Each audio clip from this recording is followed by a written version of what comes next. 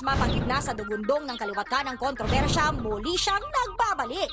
The Woman of Fire, Ethel Buba Exposed. Eksklusibo. Kamusta na sa bago mong career? Nagbabalik ako for a big change.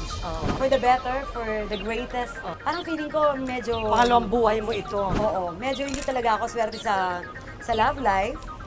So baka dito talaga, ito na talaga yung... Ito may second chance. Pero for sure, eto hindi mo maiiwasan na maraming maali-aligid sa'yo ngayon, di ba? Ang cleavage. So talaga isasara mo muna ang puso mo, hindi ka talaga magmamahal muna. Siyempre di mo napaplano yun, di ba? Ngayon, parang... nararamdaman ko naman ngayon na kung halimbawa magkakaroon ako ng love life, andyan naman si andyan naman si Willie. At least meron akong kuya. Walang mali siya, ha?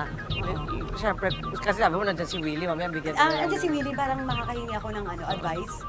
Kasi siyempre Ano lalaki yun in-advise sa'yo ni Willie? Okay naman daw sa kanya. Oo, pero ang importante sa kanya, professionalism. Yun lang ang request niya, wala nang iba. Kamusta naman samahan niyo sa show? Hindi ka ba nag-worry na baka magsapawang kayo? Kasi diba ilang kayong co-host na sarili-sarili ang inyong ganda. Paano mahandle to na hindi kayo magsasapawan? Ang maganda nga yung samahan namin kasi nakakapag-adjust agad. Tapos vocal bawat isa. Ang ganda ng tandem lahat.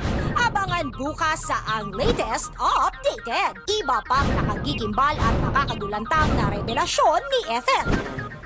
Ang mahirap, sobrang mahirap yung mga time na nawala ako sa showbiz. Tapos, kasi dati akala ko yung love life ang makakapagpasaya sa akin. Love is enough. Oo, gano'n. Hindi pala. Gap ko, nung nagka-baby ako, tapos hindi natuloy. 7 months, hindi siya nabuhay. Kasi nga yung, tinutorture ko yung sarili ko.